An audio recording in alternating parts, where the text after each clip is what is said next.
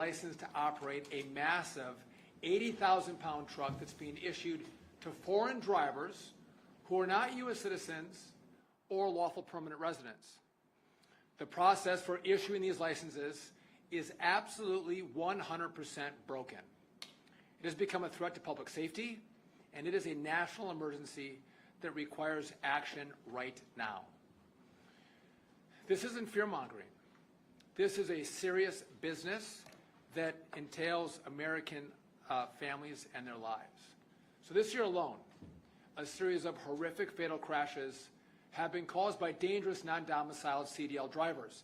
So I want to go through a couple of examples. I'll pull the first one up here.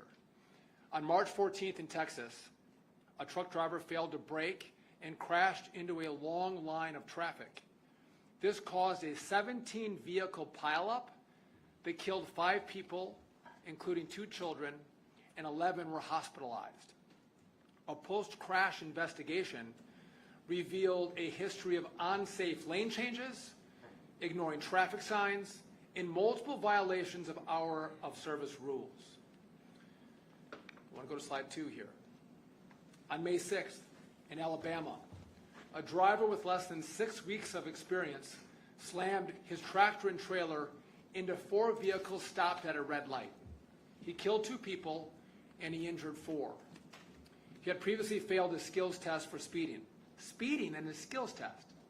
The crash occurred on just his 3rd day of employment with his carrier. And my third example, this of course was the fatal car crash in Florida earlier this summer, and many in the media had reported on that. On August 12th, the driver who had attempted an unauthorized U-turn on the Florida Turnpike caused this crash. It caused a minivan to crash into his trailer, killing 3 people. The driver had a prior speeding ticket and was non-proficient in English. He had previously been issued a CDL improperly by the state of Washington. He now faces multiple counts of vehicular homicide and manslaughter. So again, in each of these tragedies, the drivers were non-domiciled. We have an obligation to keep the American people safe, and that requires action today. That's why under President Trump's leadership, we have launched a nationwide audit of non-domiciled CDLs to get to the bottom of what we think is causing this crisis. We've heard from truckers and safety advocates and news reports that something was seriously wrong. It was alleged that the open border policies of the last administration has led to an exploitation of our nation's trucking licensing system. So today, I'm here to tell you after our audit that those reports, they're all true. What our audit has already discovered should anger every single American. So here's what we've learned. Just want to walk through it. First, our audit revealed a systemic breakdown among states to follow the law and issue licenses properly. States are failing to follow even the most basic procedures. We even uncovered widespread procedural errors, computer programming flaws, and a gross lack of oversight in the states that issue CDLs. This means that thousands of licenses that should never have been issued actually were issued. States are issuing licenses that extend months and even years beyond a driver's lawful presence in the U.S. This is a direct incentive to stay in our country illegally beyond their authorized work permit. They have driver's licenses. So in some disturbing cases, they have failed to validate a driver's lawful presence before handing them a commercial license. It's deeply disturbing, but even worse.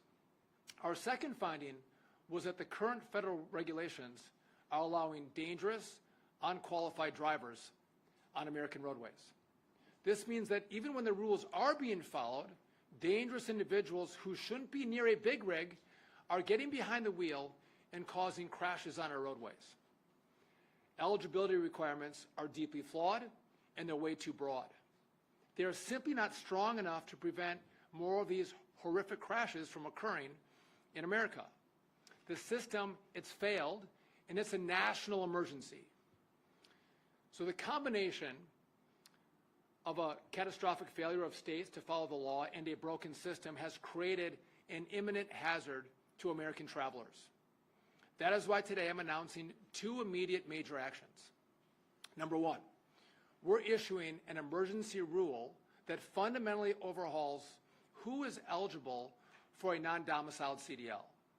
These tighter federal standards, they're going to keep Americans and families safe on our roadways. Now, this is not a proposal.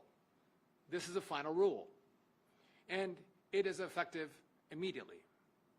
Jesse's going to go through those details in just a little bit, but here's the bottom line.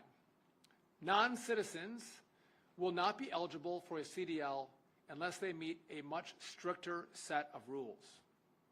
Second, all states must immediately pause the issuance of non-domiciled CDLs until they can comply with our new rules.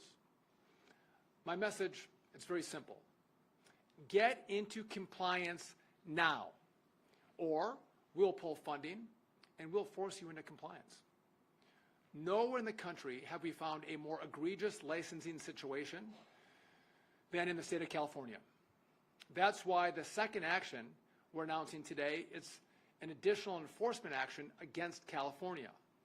So for 2 weeks, FMCSA investigators were on site in California actually looking at their records.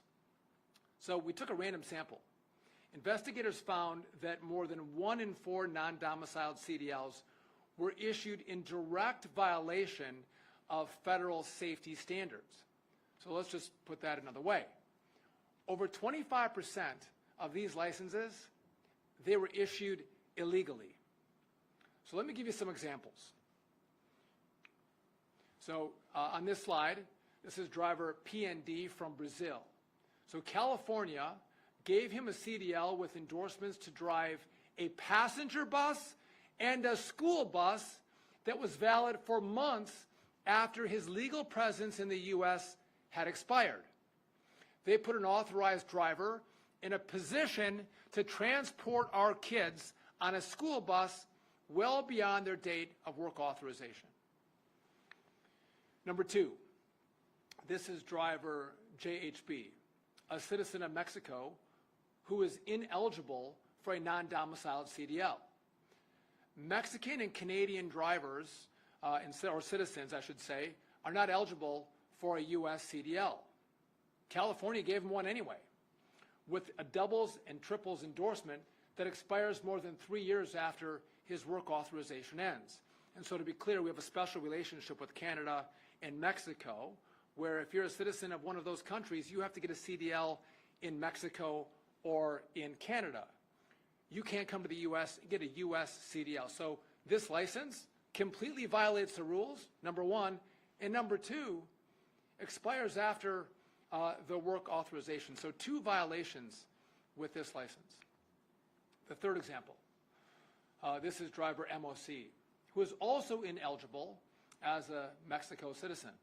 California issued that license that expires more than 4 years after his work authorization ends. Again, another example where the clear rules say this driver should not have a license. And example number 4, this is driver ASV from Honduras. The DMV had no evidence it even bothered to validate his lawful presence before issuing a commercial license with tanker and double triples endorsements. So again, they don't even validate that he has a work authorization and should be issued a license in the United States, and California issued that license anyway. The work document that they had on file had been expired for 4 years, and they issued the license anyway. They didn't know if he was here illegally or not. They didn't validate it. They didn't verify it. It's shocking, and this is an unacceptable failure. It shows a reckless disregard for safety in California, and they should be ashamed of themselves. So California has 30 days to fix this. And by the way, we all know this, but if you get a CDL in California, you don't stay in California. You can drive nationwide. And so those California licenses are driven on roads in every single state in this country. And again, putting American families, American drivers at risk because of the bad action in California. If California doesn't comply, we're going to withhold federal highway funds. It's going to start at $160 million in the first year. We're going to double that in year 2. I want to close with this. This is not the ending. This is just the beginning. Our team identified non-domiciled CDLs that were issued improperly in Colorado, Pennsylvania, South Dakota, Texas, and in Washington. Those states should know that enforcement actions against them are forthcoming. And we expect the list of states to grow as our nationwide audit continues. So to every other state, consider this your notice. Fix your system, fix your rules, comply with the law. Every governor must immediately begin a top-to-bottom audit of every non-domiciled issued CDL in your state. And if you find any license that was not issued properly, revoke it. Get rid of it. Keep your streets safe, all of our streets safe. Bring your programs into compliance. You do not want the blood of more traffic deaths on your hands, governors. You do not want that. Now, I want to go through these details further, and again, Jesse Ellison is our Chief Counsel at FMCSA, and he'll walk through those details right now. Thank you. Thank you, Mr. Secretary. Secretary Duffy has outlined, FMCSA has recently become aware of a critical safety failure. Really, it's a crisis on 2 fronts. The eligibility requirements for obtaining a non-domiciled commercial learner permit and commercial driver's license, or CLP and CDLs, are not narrowly tailored to provide sufficient safety. The second front is the existing regulatory framework is unworkable in practice due to the systematic deficiencies in state implementation. So FMCSA, in good faith, cannot permit this demonstrably failed non-domiciled credentialing system to continue in its current framework. Therefore, we find good cause to issue this IFR, this interim final rule, as Secretary Duffy has mentioned, is effective immediately. And this finding is based on the determination that a regular notice and public procedure are both contrary to the public interest and just not practical, because it would delay the adoption and the immediate implementation of the new strict standards for the issuance of CLPs and CDLs. To address this 2-front crisis, we need to act immediately. As Secretary Duffy said, it's an imminent hazard to public safety. I'll take just a brief overview. I'll provide a brief overview of the changes in the rule and direct you to FMCSA will be providing a more extensive breakdown of the changes in the rule. But generally, it does 4 things. The change in the rule tightens eligibility. An employment authorization document alone will not be sufficient to obtain a non-domiciled CDL. Eligibility will be restricted to individuals who have lawfully entered the U.S. under a narrow set of verified employment-based visas, specifically and only H-2B, H-2A, and E-2. Secondly, the rule mandates verification. As Secretary Duffy had highlighted, there are many instances where states are not even verifying the underlying immigration documents. But they will now be required to use the Federal Save Immigration Database to verify an applicant's lawful status for every single issuance and renewal of a non-domiciled CDL, no exceptions. Thirdly, there'll be a shortened renewal requirement. The license will now expire when the driver's employment-based visa ends, or in 1 year, or whichever comes first. This will safeguard against the reckless practice of issuing licenses long after a driver's authority to be in the country has expired. And finally, this rule will require in-person renewal. All renewals must be done in person, which will prevent automatic renewals by mail. Just to give a little bit of perspective on the impact of this rule, it's prospective, not retrospective. So it doesn't affect the non-domiciled CDLs today. And that amount is about 200,000 and 20,000 learner permits, which is about 5% of the overall CDLs that are issued, about 3.5 CDLs for interstate commerce. The impact of this rule under the current rules would effectively remove about 190,000 of the non-domiciled CDLs. So it will be significant.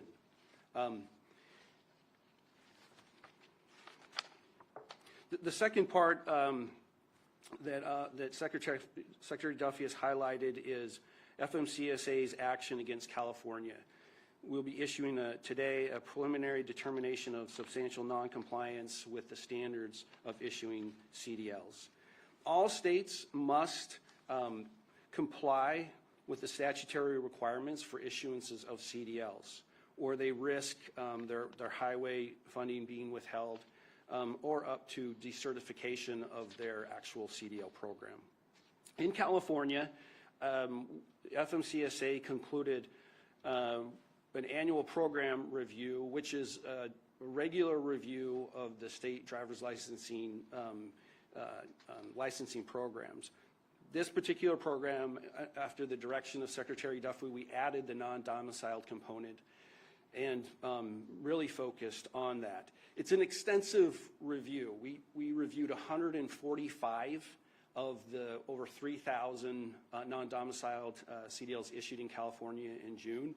Then it took almost 2 weeks of an on-site investigation.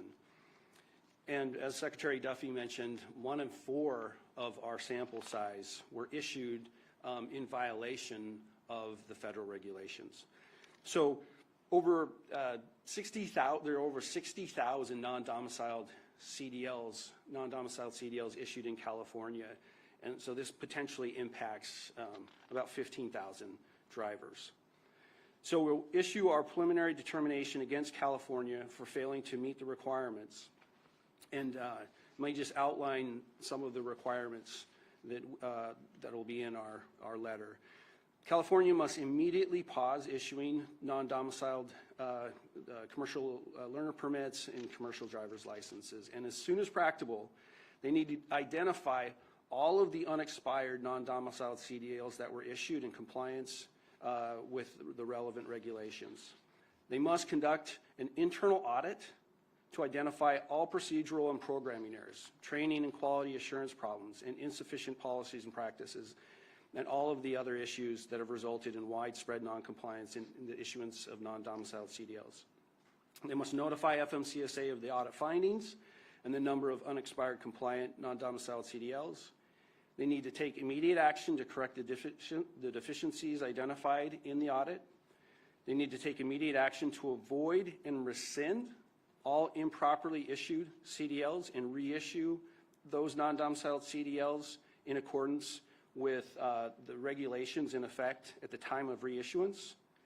And they must, in resuming issuing the non-domiciled CDLs, only after the state has ensured that all statutes, regulations, and necessary oversight is in place. As Secretary Duffy mentioned, they have 30 days to respond to the non-compliance letter that'll go out today and to provide their corrective action to make the implementations necessary to bring their program into compliance with the law.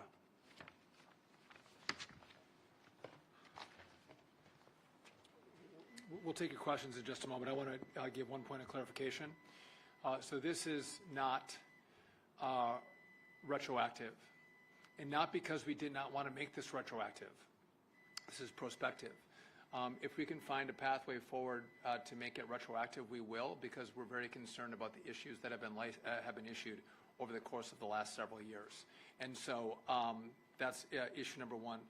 But issue number two, we all saw during COVID how important our truck drivers are to moving supplies, goods, food throughout our country. And we've had a lot of conversations. This is not about the movement of goods. It's follow the law, number one, but we have a lot of drivers who are U.S. citizens who are ready and willing and able to take these loads. And so this is not going to impact the flow of goods at all. We don't need non-domiciled CDL drivers to carry loads in America to make sure our goods travel throughout the country. We have American drivers who are, again, ready, willing, and able to take those loads. And so, again, we're going to force compliance with the law, but this has no impact on the movement of goods because, again, we have great American drivers who are ready to act. With that, if you guys have any questions for us, we'll be happy to take them from you. Yes. Hi, back in the flight game. So you mentioned that this is going to be this is not retroactive. I'm curious because you guys outlined all of these CDLs that were issued in non-compliant states and the safety risk. Is there going to be some sort of additional review or enforcement action to make sure that the CDLs that were improperly issued are actually taken care of? Yes. We have a lot of work ahead of us at FMCSA to ensure the integrity of each of the states' state driver's licensing agency. And so there will be additional oversight to make sure we have 100% confidence that their systems are compliant. I'm Pavan Char with Politico. I just have two questions. First, I just wanted to clarify, is DOT pausing, is DOT asking that California only pause its issuing of non-domiciled CDLs or all states that don't comply? All states. We're asking all states to pause their issuance of non-domiciled CDLs and to ensure that any additional issuance of a non-domiciled CDL is consistent with the rule that is immediate effectively. And another question for Secretary Duffy. A few evenings ago, news outlets reported that the White House sent out a memo to agencies asking them to prepare reduction in force plans in the case of a government shutdown. If a shutdown does happen, which DOT jobs and programs are you looking to potentially cut? I would refer you to OMB on the memo, but as I've talked about from this podium frequently, we are in the midst of a modernization effort of our air traffic control system. You've heard me talk about our supercharged effort to bring more air traffic controllers into the workforce, get them through the academy, get them trained up. And again, this is bipartisan. Democrats and Republicans approve and support what we're doing because we all fly. I'm concerned that what Senate Democrats are doing could jeopardize our efforts in modernization and could jeopardize our ability to continue to train new graduates at the academy. I'm going to do all I can. We've had a number of conversations to figure out a pathway forward should the Democrats in the Senate shut down our government. I hope that doesn't happen. But again, we have a lot of really important issues that we work on that keep people safe. And again, I don't want Democrats to give me a ripple effect that can come not just in the months, but the years into the future because of the shutdown. Yes. Thanks, Secretary. Chase Williams of Fox Business. You said if California doesn't comply, you're going to withhold federal highway funds. I think you said $160 million. That'll double in year two. Have you spoken to Governor Newsom, and have there been any discussions between you two? We haven't talked. I've seen some tweets he sent out, but no, we haven't had a conversation. Open to talk to him. Again, we just want compliance. We want him to be concerned about the safety of California roads, but also American roads. And he should look at the data, look at the noncompliance, and realize that we have a lot of tools in our toolbox to get California to comply. And again, there's a lot of California drivers that are American that want to take those loads. I guess a follow-up quickly. The $7,500 federal EV tax credit expires next week on Tuesday. What does this mean for the future of EVs? Listen, I think the president's been clear on this. He believes in markets. And again, the future of EVs, a lot of people love their EVs. They want to buy them. They work really well for them. And others don't. They want a combustion engine. And so, again, the future of EVs is going to be based on market principles, I think is a positive. And again, EV is going to go away because you don't get $7,500 for your vehicle or towards the purchase of your vehicle. No, they're not going to go away. But again, they'll have to comply with market demands and the interests of the consumer. Yes. Elizabeth, the Daily Signal.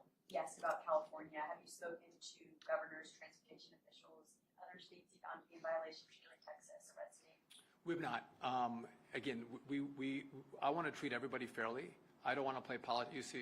You'll note in this list, there's Republican-led states and Democrat-led states.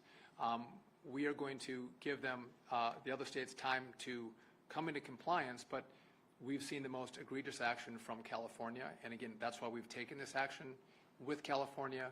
But if other states don't come into compliance, give us their plan for compliance, we'll have the same actions with every state who doesn't keep their roadways, American roadways, safe. Yes. Thanks, Jacob with Scripps News. 2 questions, if I may. First, just you mentioned there are plenty of Americans who want these jobs, but a number of trucking industry groups say that there's still a shortage of truckers. So, do you have any concerns that this crackdown might, further impact the shortage of trucking drivers and the availability of goods? I don't. I feel very good that we're going to still move goods throughout this country, and we're going to move them safely. Right? People are going to get their licenses legally, and when they get those licenses, we want them to follow the law.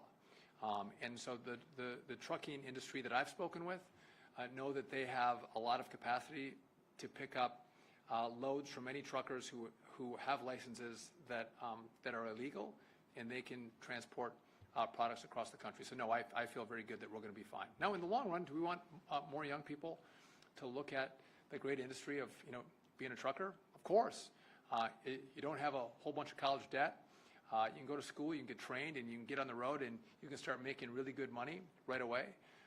But again, I think as you get on the road with your family, if you have kids, I'm not sure, but if you do, you want to make sure that they're safe. And people who drive those massive 80,000-pound rigs are well-trained, well-qualified. They can speak English, and they got their licenses pursuant to the rules that are set up by FMCSA. Yes. Jessica with the Washington Free Beacon. I know you've said that states have 30 days to respond to the noncompliance letter. What is the admin's recourse if states do fail to comply and continue issuing CDLs in violation of the rule? So we are only issuing the letter to California today. So the 30 days will only begin for California. The other states, the letters will follow shortly. But the recourse is it's progressive, as the Secretary outlined, with potentially withholding the highway fundings. In the first year, it's 4%, then it doubles in the second year.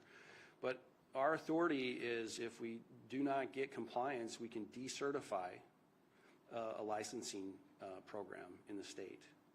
And I might admit, originally, non-domiciled CDLs were for citizens in a state where that program had been decertified, so they could go to another state. And so in a very important respect, this change in the rule just reverts the rule back to how it was originally intended. But the 30 days have not started for any of the other states. So again, we're going to decertify after we take money away. And we don't want to do that. I want California to comply. We want to work with California. We want to be partners. It's a big state. It's a great state.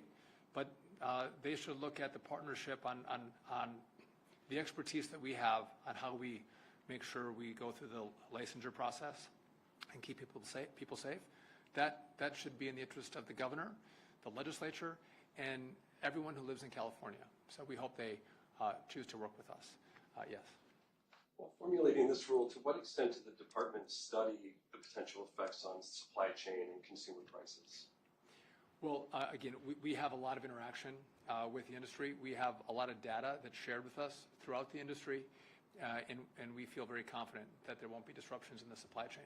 And well, no, because a specific study on impacts, no, but we do have data, number one, and number two, what's paramount is the safety of our roadways and following the law.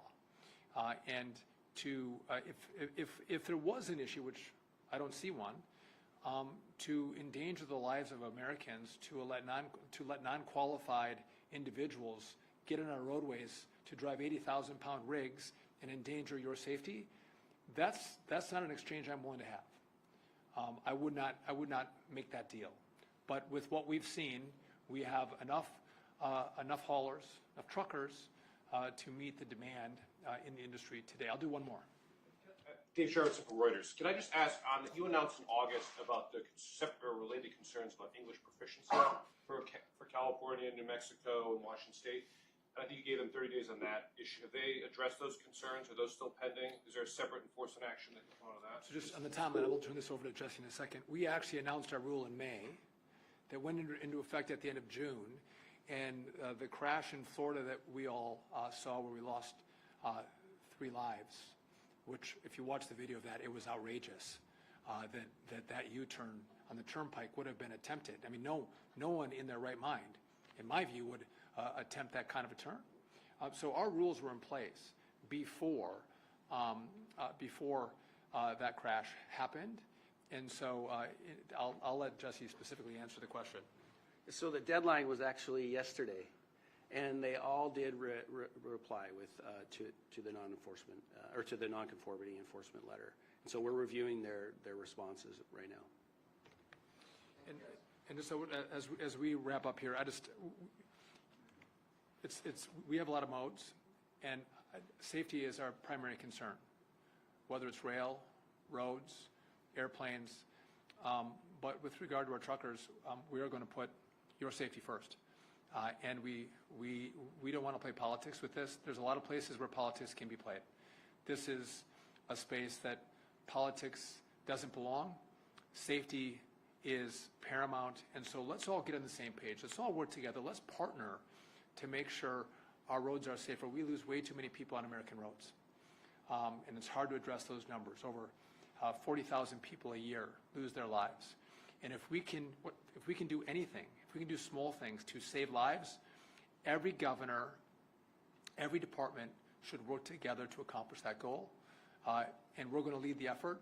And if people don't share that viewpoint, don't share that vision, we will use our tools and we will take action.